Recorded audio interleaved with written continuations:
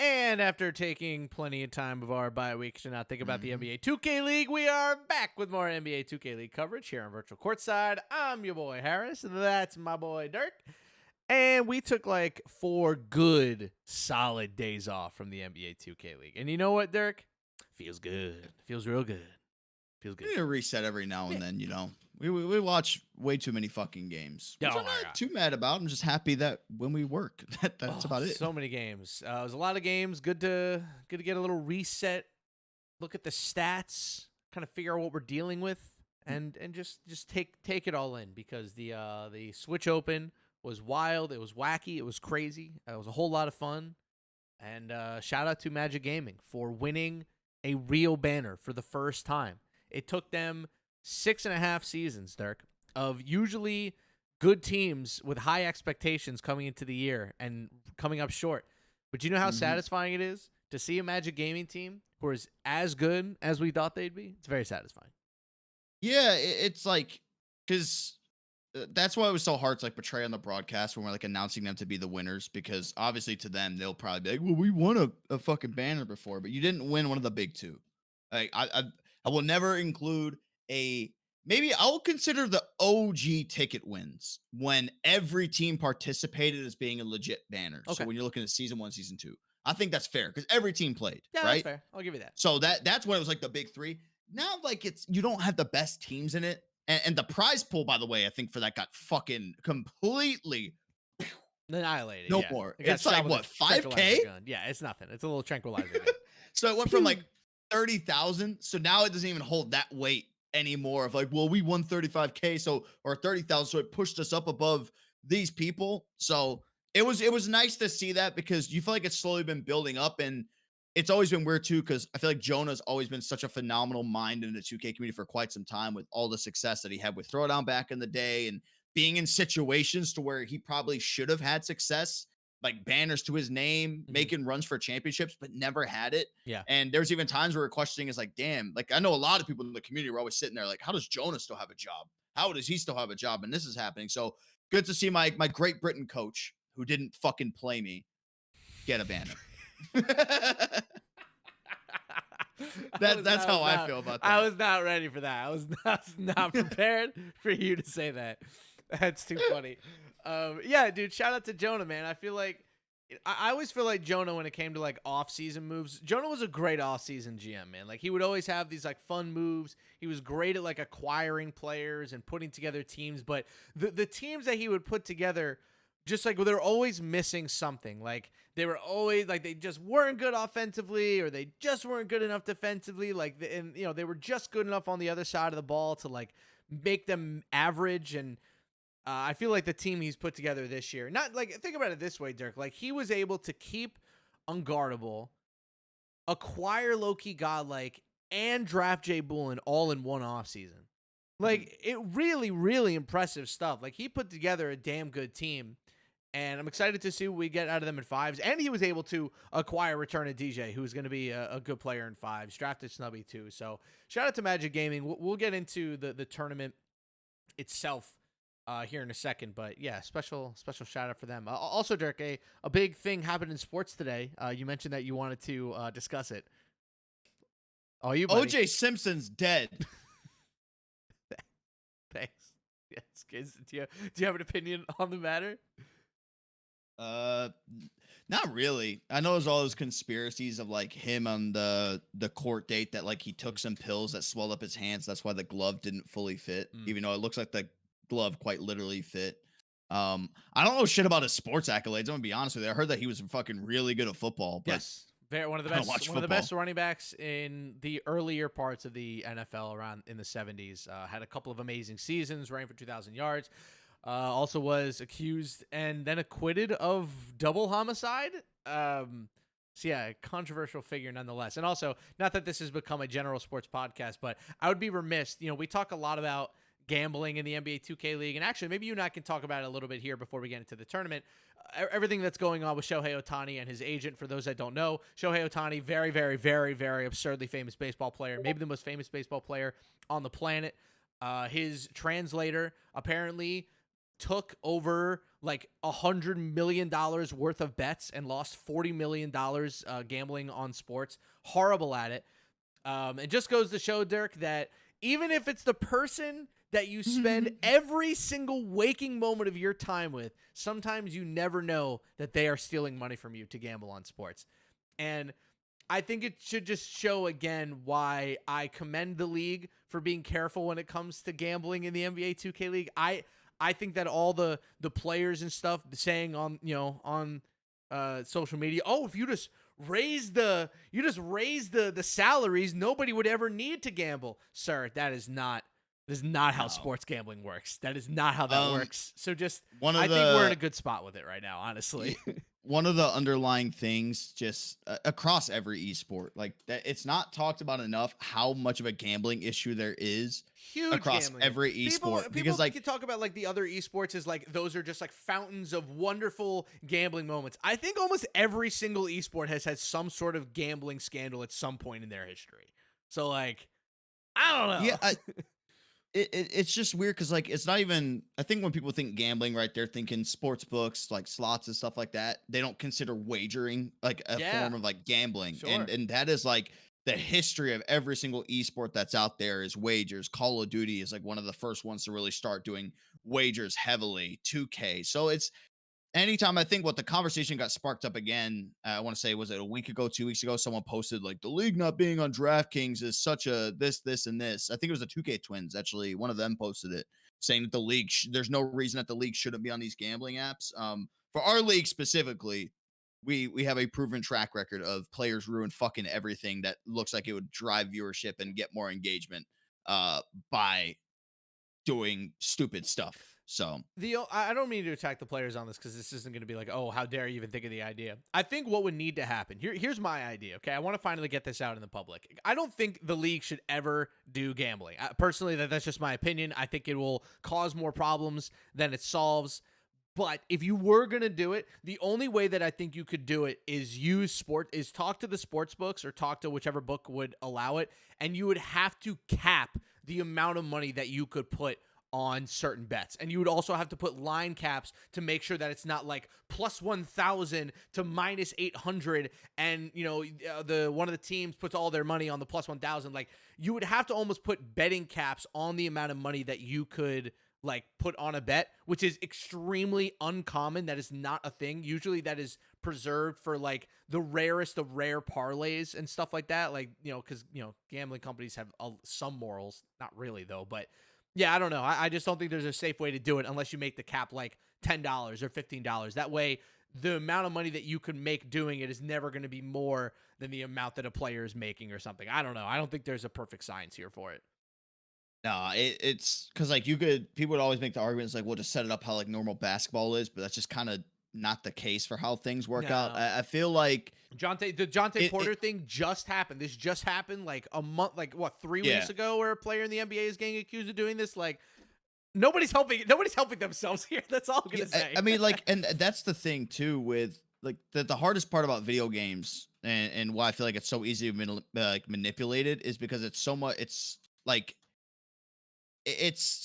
easier to disguise. At the same time, it's not. It just kind of depends on like what you're betting on. I know Call of Duty, I believe they're on Prize Picks and they have over under for kills. I feel like that'd be very easy if I were to fucking bet on myself and be like, oh, I want the under 35 kills in a fucking game. Cool. I can play a little bit more slow and methodical if that means that we're going to cash in or something. So that's why I feel like it just doesn't work. I feel like in real life, they always bring up the factors of like refs can persuade games. Obviously, you just brought up the Raptors situation, like everything that's going on with that. You remember, this is definitely unintentional, but do you remember when Draymond Green started that one game? Somebody took all of Draymond's unders and Draymond ended up getting subbed out after the first tip. And the guy cashed in on all the unders. Nobody said anything about that. That was just a crazy fucking coincidence, right? It's just one in a million chance of guys like, I want Draymond Green unders for everything, and then cash the ticket. I'm worried that people are going to miss the forest and the trees when it comes to that. I think they see the allure and they see people in chat saying, oh, if gambling was involved in this league, then I would actually pay attention. I wonder if that's true. I remember, we were there for the prize pick. The 2 nights that we had prize pick, man, people were going crazy, but we also had like 8 players in one night get basically banned for life based off of that one situation. So can you imagine what would happen? Like it's too risky. There needs to be some. How about this? Here, I'll put it out there for somebody to do this. Okay, somebody out there smarter than me needs to figure out an actual plan for how you can guarantee that the competitive integrity of the NBA 2K League isn't violated. B, the gambling can be done in a way that isn't going to be crazy full of harassment towards our players. And also C, makes it so we are allowed to make entertaining and engaging content around the gambling without it coming off as some sort of money grubbing activity. Those are the 3 things. So if you're a smart person out there and you think that you can solve those 3 problems, my DMs are open. I'm all ears because at this point, when I try to write all these things down, it always equals problems. So hey, we'll see if there's some smart people out there who can help me out with it. All right, let's move on to the actual tournament. Enough with the OJ Shohei Ohtani talk. Great tournament. Want to say, first of all, the 2024 Switch Open was an absolute blast. I thought the games were great. The teams were wonderful. We had some players show up in a really big way. And it culminated with one of our better championship kind of last days that I can remember of any 3v3 tournament, Dirk. Let's start with T-Wolves Gaming because they're kind of the through line throughout the entirety of the day. I think we can officially call that Two Tuck's coming out party. We can officially call that Iggy Mo's coming out party. And I think that we now have a team in T-Wolves Gaming who we came into the year thinking, okay, like, maybe they're going to launch, right? Like, this team seems like they've been loading. Like, they have a good team. They have a lot of talent. We'll see if they can blow the roof off of this thing. A huge win over Gen G with a big Game 5 win. A monster sweep over Lakers Gaming. I think this team is primed and ready for a great playoff run. I will say, I think a lot of the run that they had throughout that whole tournament was because their shooting just absolutely peak. They're the best 3-point shooting team in the league, and I think that might regress to the mean a little bit. And if that regresses like even 3 to 4% back to what their more likely season average is going to be, it might cost them a big time playoff series. But they just keep up this heater, Dirk. I don't see a reason why they wouldn't be able to win maybe 2 playoff series before getting a loss. I'm not sure.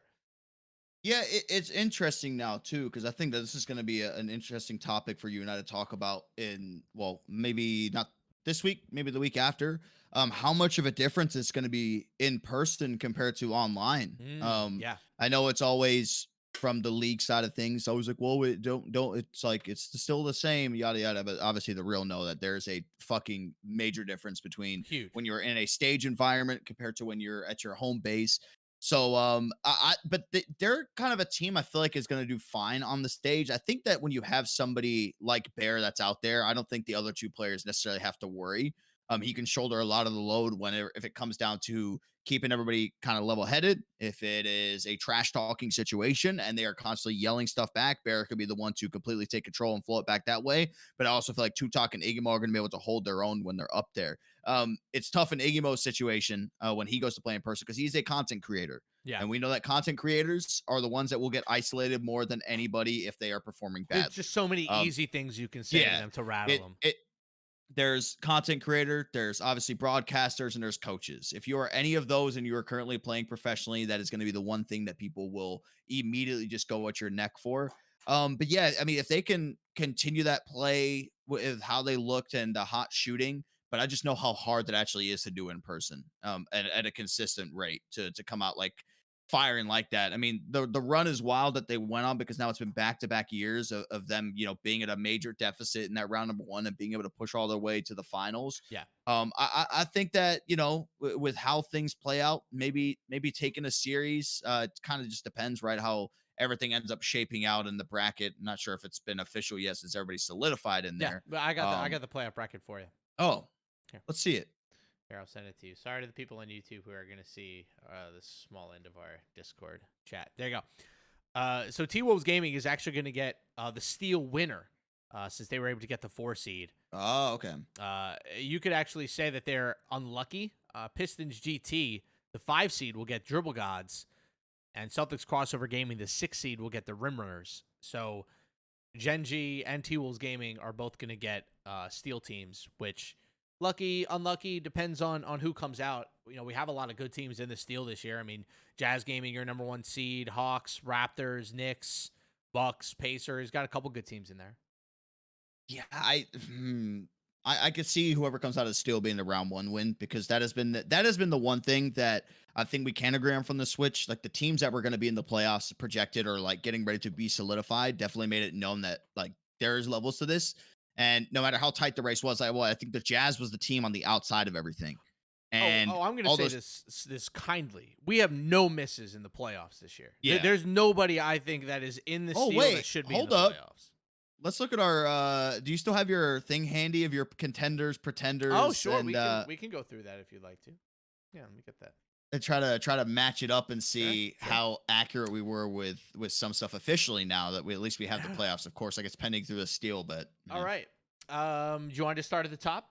We'll just start at the top and we'll go through the teams. Okay. 76ers GC, we both had on the bubble, and they ended up in the playoffs, but they are the 10 seed in the playoffs. So I think that's about right. We called them a bubble team, and they just snuck into the playoffs. That's a good one. Blazer 5 Gaming, we both had yikes. That was a double yikes. And yep, we were right on that one. Yep. They're one of the first teams in the Steel. Back to back here, you and I both had the Bucks and the Cavs as contenders. So double yikes on us because they were in the Steel. Double yikes on Harris and Dirk. You had Celtics crossover as contenders. I had them as an on the block team. They ended up as our 6th seed. So I think they're more of a bubble team than a contender team, because every single time we need them to win a big series, they lose. So it's kind of hard for me to make them a contender. They're like in the middle of contender and bubble. I say we flip almost contender to like playoffs, like if they made the playoffs, because it's obviously like we had a lot of people who are contenders technically, which the amount of people that we had are like I mean everybody in the playoffs is technically contending for a title. Yeah, that's true. Just some better than others. For Dukes Infinitos, you had yikes, which I think was a little harsh. I had pretenders, which I think really threaded the needle on that one. They're pretenders. They even showed it to us. Remember they had a late season bump, and then they lost immediately twice in a row. To be pretenders, you have to have some hype coming into a 3v3 They did have season. Hype. They had Ryan 101 coming in. There was nobody going, I cannot wait to see Dukes Infinitos play threes. There were people saying, I can't wait to see Warnock's play, and we saw how that went. You know, pretenders. They did. To be fair, like, they did start to pick it up. Yeah, they did. And then, like pretenders do, it didn't work out.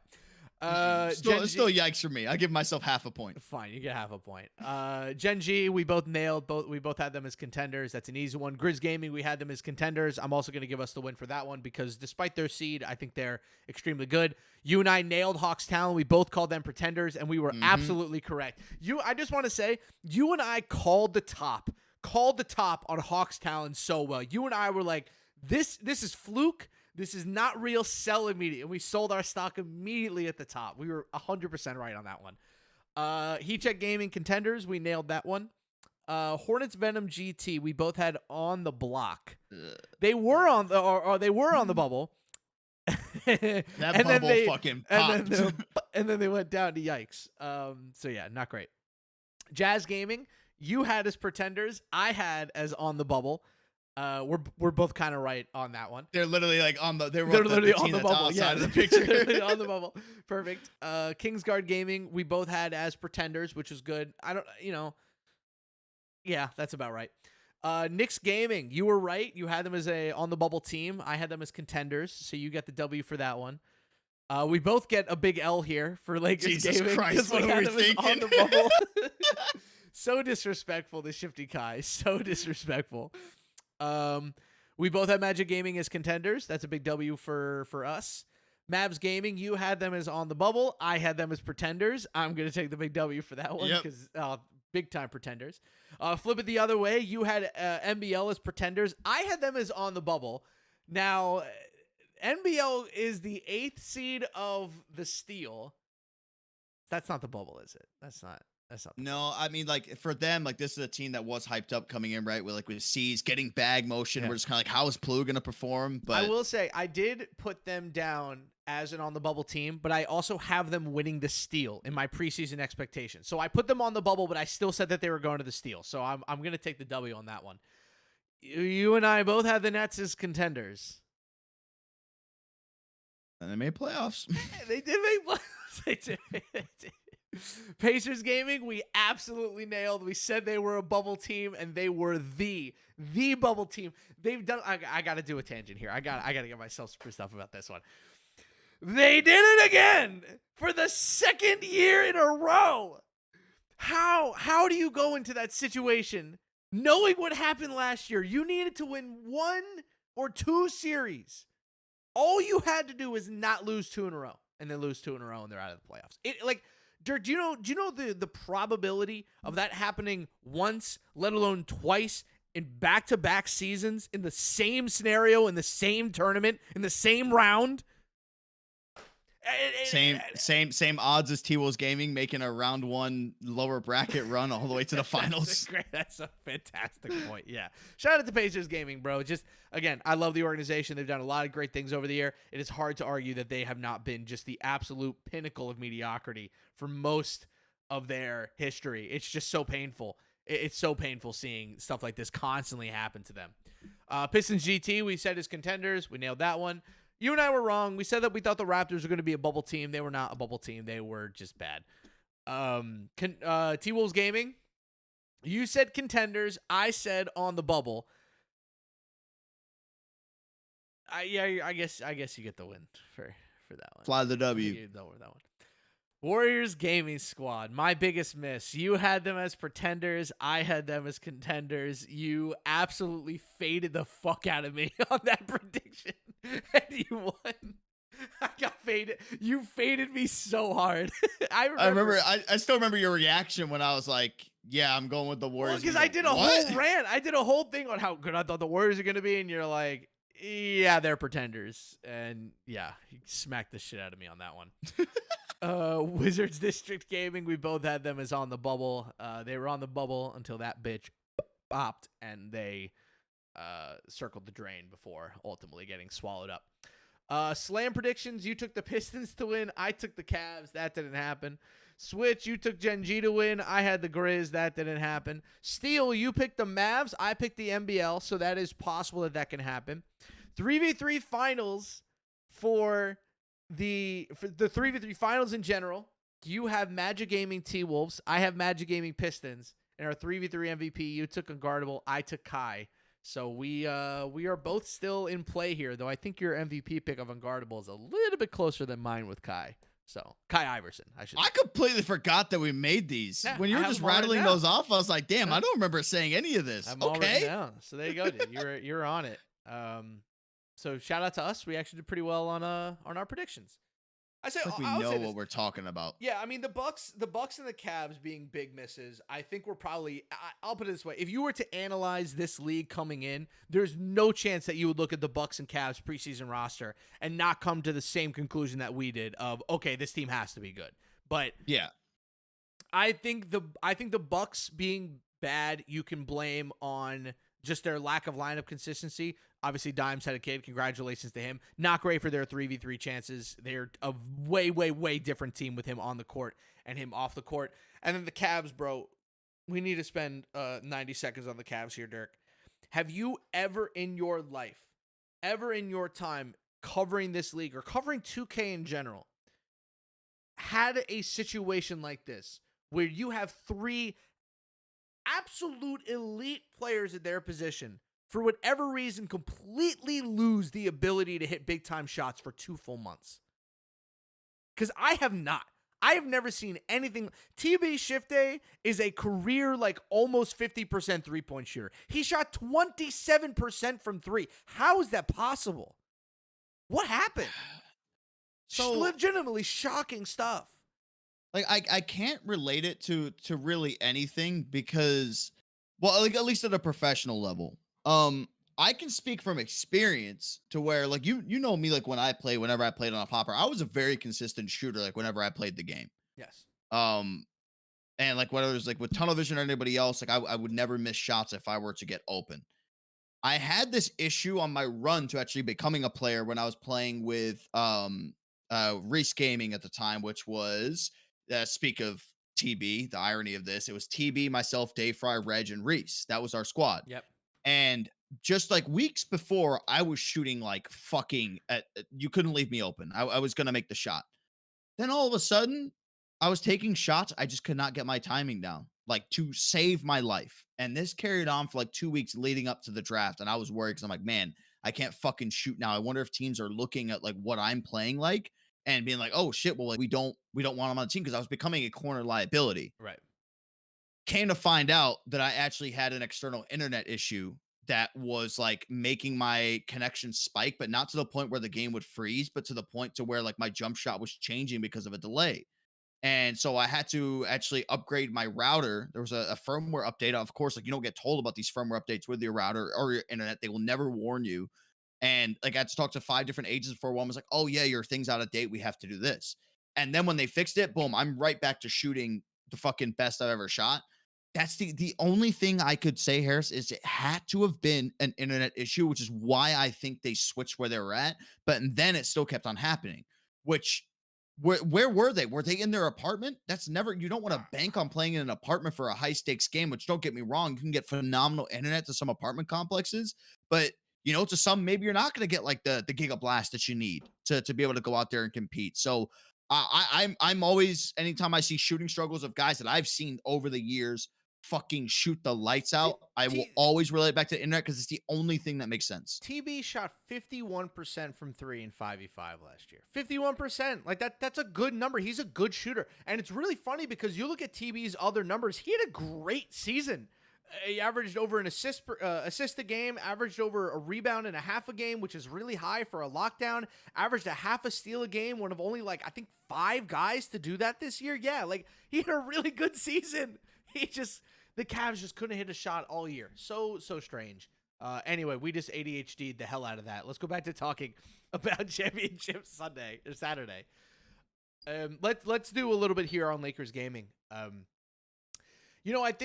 I think when you have a team like this, Dirk, that already won, and I'm not going to say that they took their foot off the gas or anything like that.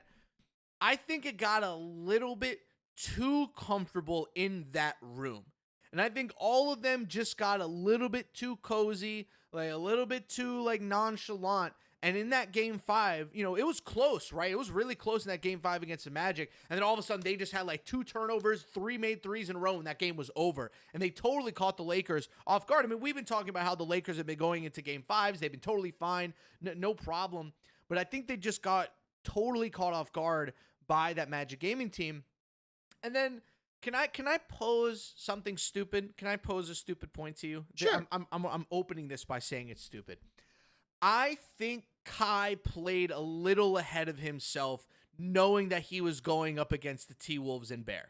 Okay? I know that's kind of a weird thing to say. Like, it's still just 2K, but I've seen a lot of Kai play. I've seen him play so many games in his career. I've watched his face cam. He was getting really frustrated, more so than really I've ever seen him get in a 3v3 game than he was getting in that series against Minnesota. And I think when he saw that they were going to be going toe-to-toe, I think he put a lot of extra pressure on himself. I think he started playing a little bit out of body and a little bit out of character.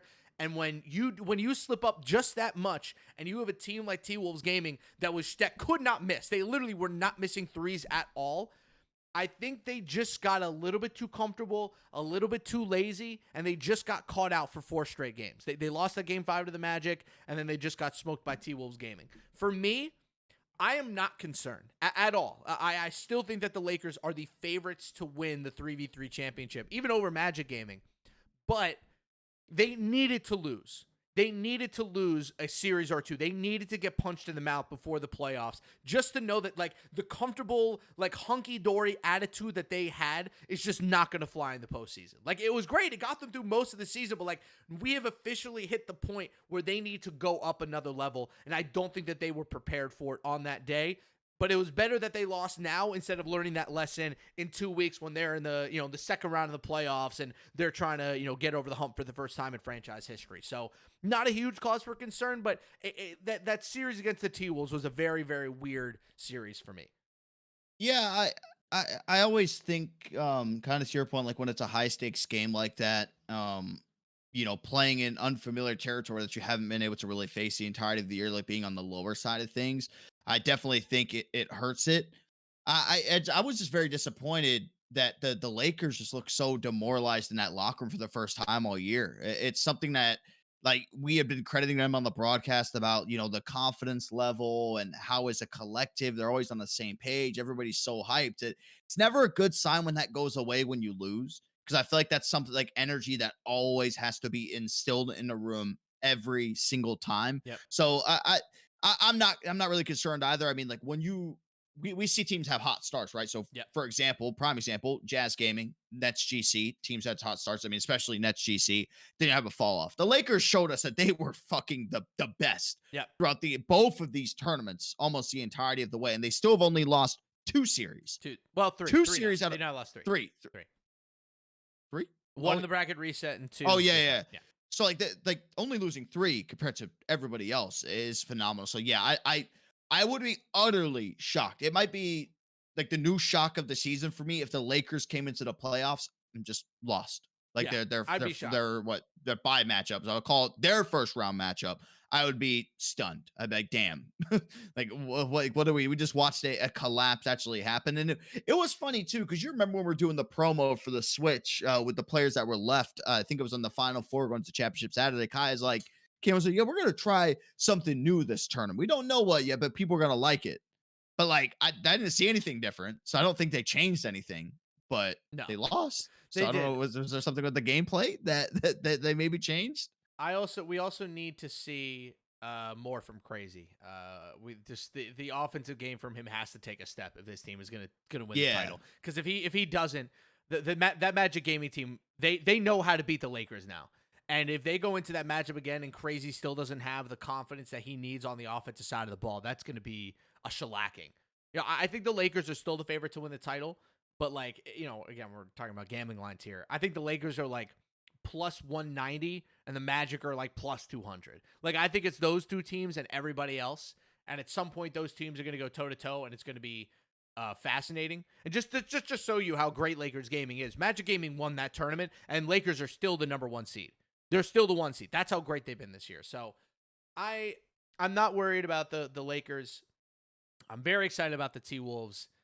But Dirk, let's espouse really quickly before we get into our regular season awards. I guess we did that one. So now we're going to do actual regular season awards.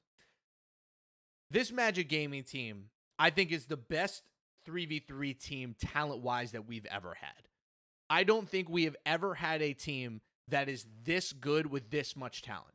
I think the only thing that comes close from an on-paper perspective is the Pistons team from last year with MVP Ant, Connor, rookie of the year Connor, and Bag Motion playing like he did. That's the only team I think that truly comes close to this Magic Gaming team on paper from a talent perspective.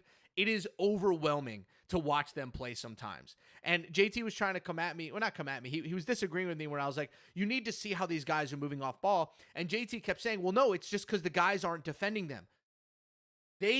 That doesn't work anymore. You can't defend them. There is no defending them off ball. Like, I think they have hit a different level than any team we've really seen before. And I'm very excited. I think they have another level that they can get to, and I think they're going to show it in the playoffs.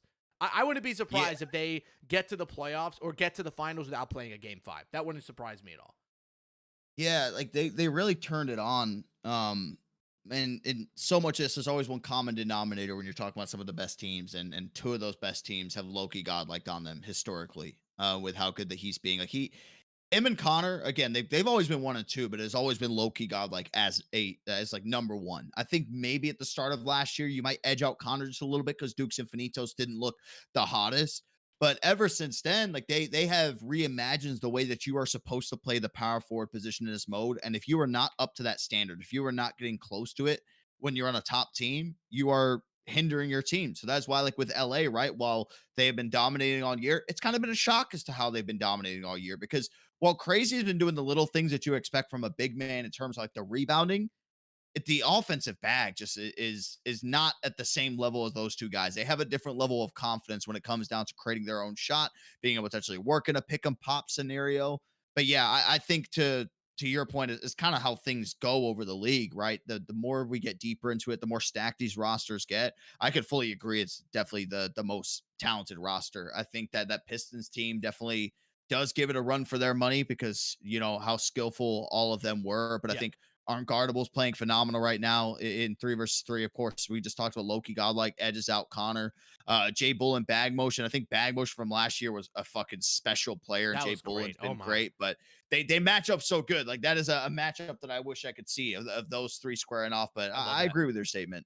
I think it's disgusting to watch them play. It's so fun. It's a special experience. And again, I know people don't love 3v3, but there's just a certain level of dominance that I always love to watch in any facet, in any sport. Like I don't like golf, but guess what, Dirk? If somebody is playing the Masters and they have like an 8-stroke lead, I'm turning them on. I just like seeing Yeah. teams and players dominate their respective fields. And man, Magic Gaming was just absolutely on one this entire tournament, and they still got another level to go. So shout out to Magic Gaming for taking home their banner. And now, Dirk, it is time. We will be doing this twice. So obviously we'll have the postseason awards once we get through the postseason.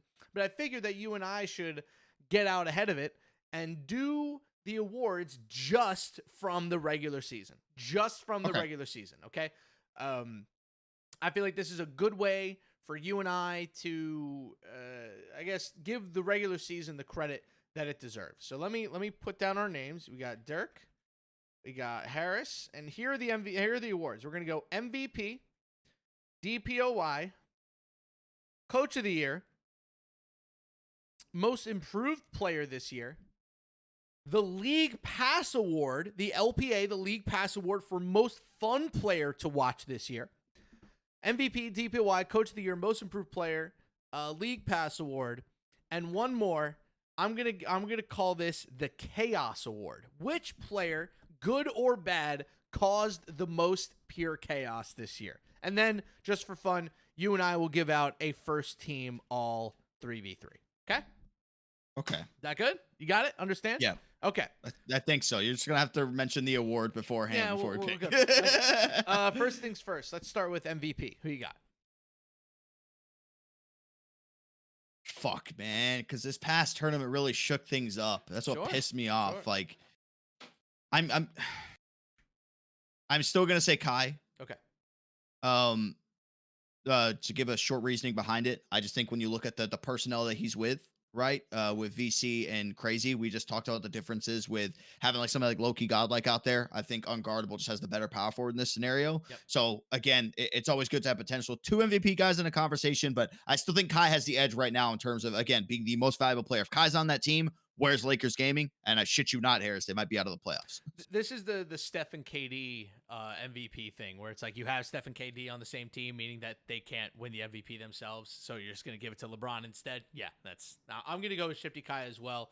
But mostly I think that individually, as a singular player, he has been the most dominant individual player that we have had in 3v3, for sure. Like, Unguardable has been fantastic, and his growth as a player and as a playmaker and as a leader is commendable, and that's why he's a title contender. But from an individual 1v1 standpoint, I think the best player so far has been Kai. He has taken that team to absolutely new levels.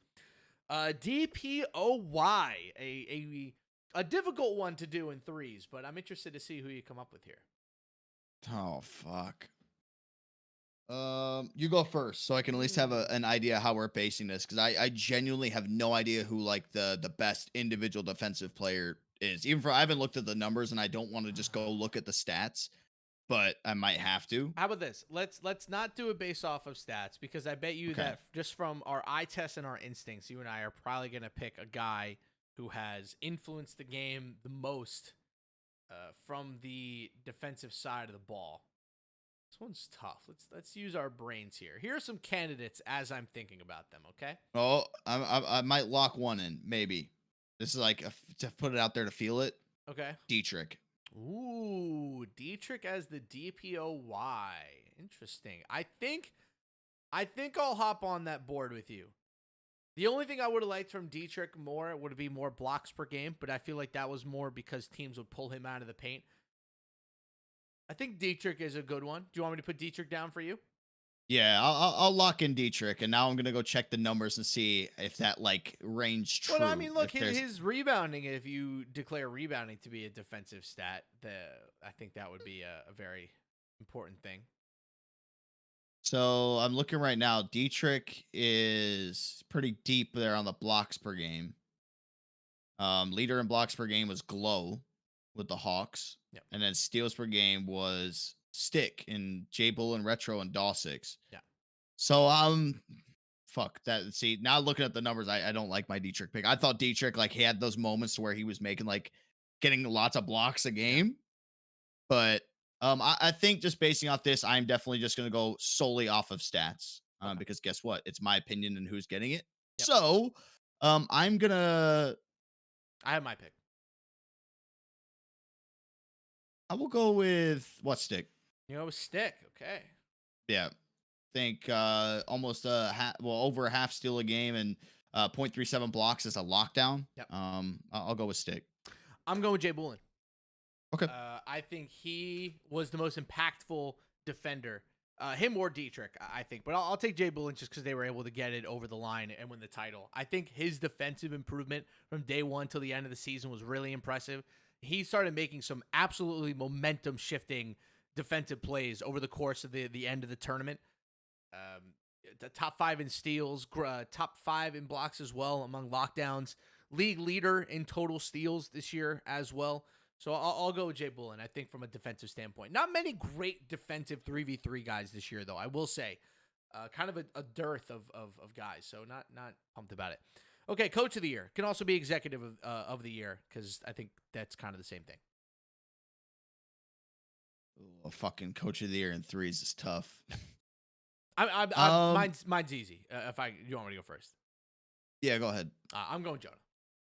Okay. The trade of Loki Godlike for the 8th overall pick will go down as one of the biggest trade steals of all time. There's no way that guy was only worth 1 first-round pick. Honestly, Dukes did a disservice to the league by trading him for that kind of value. And then also being able to maneuver the Matty trade to get number 3 overall to then pick Jay Bullen. That to me is some sly executive / coach of the year. So I'll go with Jonah. I'm gonna go with J Money with the T Wolves. Hey, Money, nice. That's a great reason pick. being, if you look at any listening that we have done all year long, J Money is the only coach that's actively talking Nice. as much as he is and calling stuff out. So I think that he is more than deserving, especially like with the run that they went on to be able to get into the playoffs. But it's hard, I feel like, to stay truly engaged, right? If you're a coach in this type of game mode. So when you show the willingness that like, okay, it's not just going to be my job in fives is to really step out there and coach these guys. I like that aspect of J Money. It gives you like a real player's feel to a coach with how like engaged he is with every aspect. So I'll go with Mr. J Money rep. That's a great pick. I like that one a lot.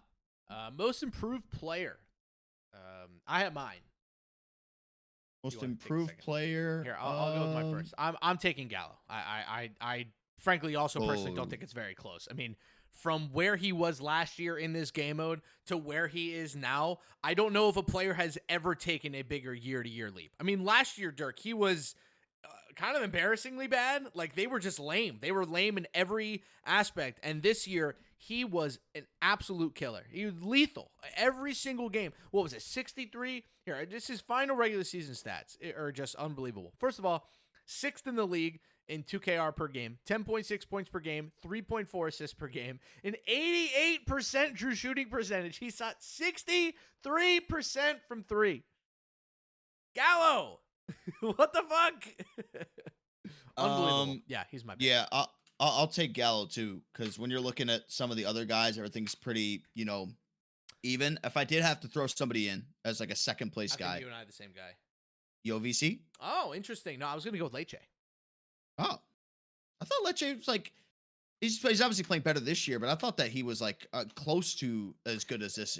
Yeah, but like last year, right? They still used FT a lot, and to go from like kind of rotational guard to like starter on a playoff team, like he was definitely one of the 10 best guards that we had in the league this year. So yeah, I'll give the Milkman some prize for that. Okay, into the fun awards. The League Pass Award being given out to the player who might not have been the best this year, but was definitely the most fun. And anytime he was on, actually, I should change this up from the League Pass Award. We're going to call this the Twitch Team Award, Twitch Team Channel Award, because we don't have League Pass. So, Dirk, which team, whenever they were on the proper Twitch Team channel, did you always have to turn on and watch? Who was that guy? Well, for me, I had to watch whatever game was put the fuck in front of me. But if I have to base it off of what people are always saying in the chat in terms of like who's playing, who's playing, Iggy Mo and the T-Wolves. I feel like okay. it's either Iggy Mo and the T-Wolves or Fanta and the Mavs. Let's they do were T-Wolves. by Let's do far because people were going crazy for Tutok by the end. Where they're like Tutok. Where's Iggy Mo? Where's Iggy Mo? Did Iggy play yet? Where's Fanta? Is Fanta playing? Where's Fanta at? So I go with the T-Wolves. All right, you'll go with the T-Wolves. I'm gonna go with a ooh, this is actually really interesting one. Okay, I'm gonna do a bias pick here. This is just the player that I watched a ton this year. You guys know I have great acclaim for his skill set. Should I pick him? Do you know what? I was gonna pick Vandy, but I think that's too easy of a pick. I'm gonna go with Kai. I think Kai Iverson this year, from a watchability standpoint, was so fun. Like, just that team when they were Did you cooking. say this award is that if they're not very good? I don't Or think is this Kai like had the a great team season. Oh, I thought because when you It's said the guy that that was they're the not, most fun to watch, not necessarily the it's best easily. I labeled him the most explosive 3 versus 3 honestly, player that's ever graced Earth. I'm surprised you didn't take him, but also I like your answer more. It's because I heard you say like they're maybe like they're not the best. Like it's for a award that maybe a team that's not the best or a player that's not the best. So like people wanted to watch. If it's just an award of like holy shit, it's the most exciting player award. Yeah, I switched my pick to Kai, and it's not even close. But I think from a popularity standpoint, I still stick with my pick of what people wanted to see. Oh, by the way, Liverpool down 3-0 to Atalanta. Jeez. Gianluigi Scamacca. Former West Ham guy. Hold on, I gotta plug my headset so I can actually hear you. So do you want Kai or do you want the T-Wolves? Because I liked your answer. Is it most exciting, basically? Yeah, it's the League Pass Award. Whichever player you wanted to. Kai. Player or team. All right, I'll give you Kai and I'll take the T-Wolves because I liked your answer a lot. I liked your answer more than my answer. Okay, into our other fun award, the Chaos Award. Who is the player, good or bad, that caused the most chaos this year? Oh, shit. I'll give you some time to think. You can do a little research, give us some thought. Which player caused the most chaos this year?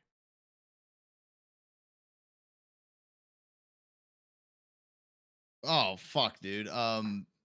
The whole Raptors team. I don't know who to still pin it on to this day. I don't know if I want to pin it on Antoine Love. I don't know if I want to pin it like on everybody. Pin it to somebody. You gotta pin it to somebody. Nick Gartrell. Okay. No, I'm not pinning on anybody. I'm putting on the whole team. I'll just give it to the Raptors. It's too hard. Like if I knew the background of what the fuck happened to where Antoine Lowe went to the bench for so long, maybe we could like be like, okay, I'm giving it to this. But I will go the whole team because I don't know who is to blame. Okay. The Chaos Award for me this year, I'm giving to MDS. For putting on one of the great all-time 2-week stretches of how in the world is this team winning basketball games to all of a sudden hitting the absolute ceiling on how good they could be and just pew, like a ricochet, like a bullet off of a wall, right back down. The Hawks had the league in a headlock for a good 2 weeks there, and it was great. It was a whole lot of fun, and then they imploded. So yeah, shout out to the Hawks and shout out to MDS. You win the Chaos Award for this year. Okay, our last serious award of the show, Dirk. Who is your first team all 3v3? You must choose one player per position. And we'll also do a second team all 3v3 because I think the first team might be a little bit easier than we're expecting. So I will go Shifty Kai as my point guard. I will go Loki Godlike as my power forward. Okay. My lockdown.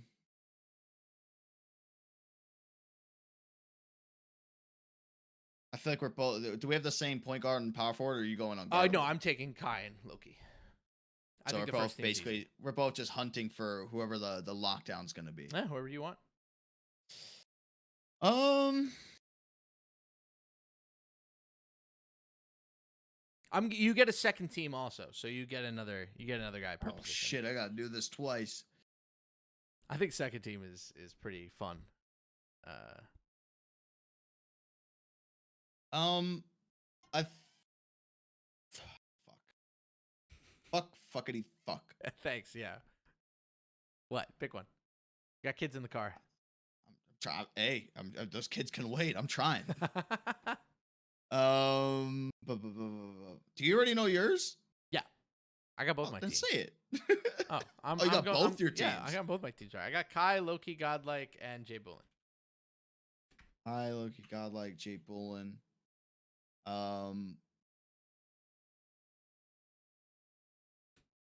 I'll go YoVC. Ooh, OVC. Okay. For my second team, I will go Unguardable, Jay Bullen. And for the sake of, I still think being individually the most skilled power forward, I'll go Connor. Connor. Okay. Next to Loki, Godlike. So my first team is Kai, Jay Bullen, and Loki. My second team is Unguardable, YoVC, and Dietrich. Oh, you're putting an inside center onto it. I am, man. I think it needs to be historically acknowledged what they were able to do with that build for as long as they were able to do it. Because we all thought that once we saw all the other teams fail, that the Heat would very quickly follow, and they didn't. They held out. They were the number one seed in the switch. Dietrich was playing great ball. And as good as Connor has been, I actually don't think I think the Pistons' performance in the steal and the switch was way under their usual quality. And I wonder if it was a little bit of laziness that crept in, similar to the Lakers. I wonder if it was a little, we're already in the playoffs, whatever. But that team was not nearly as tightly wound as we usually see them. And I am restructuring my expectations around them heading into the playoffs. I think as good as this team is, they just don't nearly have the same magic that they did last year. And I think a lot of it falls on Ant. I think a lot of it fell on Connor. I think a lot of it falls on Jomar. I think the Jomar-Connor combo isn't as good defensively, and I don't think that Ant has been as good offensively to make up for their defensive issues. So they just kind of lose more games than they usually do. I mean, it's math. They don't hit as many threes and they don't defend as well, so the margins are smaller. I think what the issue is, and I think that they thought it was going to be an easier process to handle, was I think them getting Jomar, it was almost like, oh my God, we're going to have instant success. Like everything is going to flow like normal. And I even noticed that when because I was playing with tunnel vision at the time when Jomar came around, and there were some miscues here and there, but it's like, it's pre-draft. You're just playing for the first time. Maybe things get corrected. It still seems like those issues were going on as the 3v3 season were going on, not necessarily getting better, that they weren't on the same page. It's kind of hard to judge because we've had the Pistons had bag motion for that was 2 years in a row. So it's like, of course, you're gonna have more chemistry in that second year, at least with like the point guard and the lockdown, which I think is the most important part, honestly. Like when it comes to them being on the same page, you could throw a power forward into the mix. So I mean, I'm sure like if the Pistons were to come back with the same three next year, I think that they would do better than they have been this past season in 3 versus 3. But yeah, it's just, I think an instant success mindset just really didn't figure out the way that they've been going. But you never know. I mean, it's playoff times. These guys have made the finals the first 2 years that we had 3 versus 3. And I saw Ann on Instagram share a story that he's ready to go 3 for 3 of getting into a final. So hey, I still picked them to win the finals. Okay, quickly, because we will do an official Steel Open preview probably at some point next week. Happy that we got this episode out. And then, of course, once we start fives, we'll have a lot more episodes. Do you want to do an episode after every single day when we're in person? When we're in person? Yeah. Could. No shit else to do in fucking garbage DC. Yeah, that's fair. Other than spending $20 at fucking Wawa every single night. Oh, dude, so much Wawa. DC wasn't that bad. At least our hotel's fun. Mm. Sorry. Then we'll see. Maybe we'll bring JT on. We got to start bringing on guests, but I want to do more guests for 5s than for 3s, just because I still feel like 3v3 is like, if it was shorter, it would be the perfect preseason for 5v5s. It's a nice little appetizer. You get familiar with the teams and the players. You watch them good basketball, and then wham, here comes the big timer. So once 5 starts, we're gonna ramp up the pod a little bit. But just looking at ahead at the Steel here, Dirk, any teams that you want to give a long term shout out to the Steel Open as a team you think might win?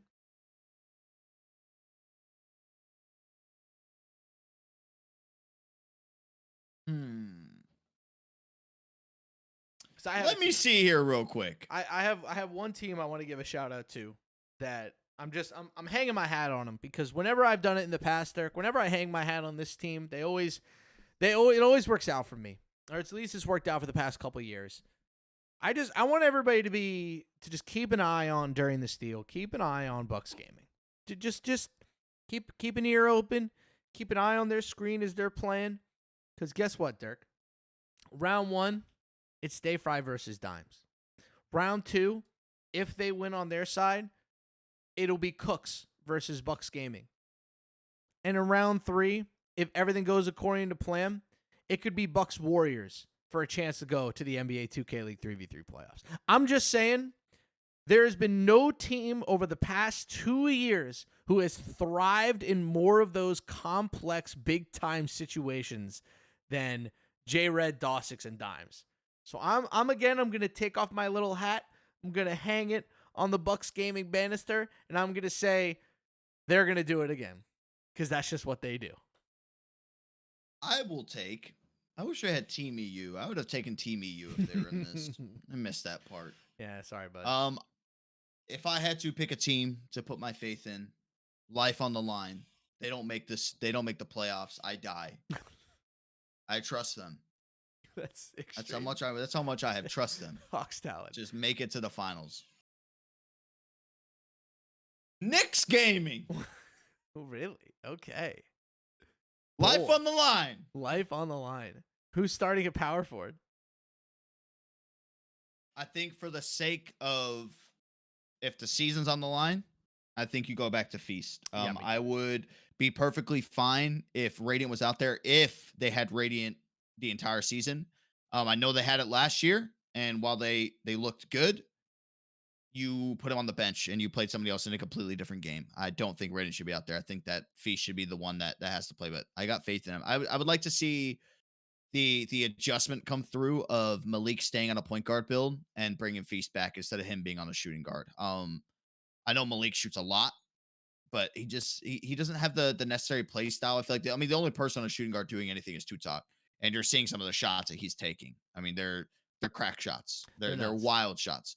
So I think Malik he's got like a nice little low key dribble bag. I think him at a point guard would do great things for this team. So I got Knicks Gaming taking one of those 2 spots. All right, Knicks Gaming it is. Well, we will see what goes down. We'll be back for another episode next week. We'll do a full Steel preview, go through the full first round. We'll talk about who we think is going to win. Maybe we'll bring on a player from a team that's not in the Steel to help us out, because that would actually be kind of fun. All right, y'all. You can follow us on Twitter at SportsDean and at Dirk_JDR. Go give Dirk some love on all of his great soccer content as he tries to branch out into the social media sphere. And by the way, I have a small announcement as well, because I like spreading the good news. I don't think I've officially told you this either, so this is news for you as well. I got another job. It will not take me away from the NBA 2K League. I'm not leaving yet. I got a social media manager position with Nantucket Magazine. So as a part of my move up north, I will have a little bit of a new thing for the top of the resume. So shout out to me. I got hired. Fuck you. I thought you were about to say having a kid. Hell no. No way, bro. No. A kid in this economy? Do you see what interest rates are at?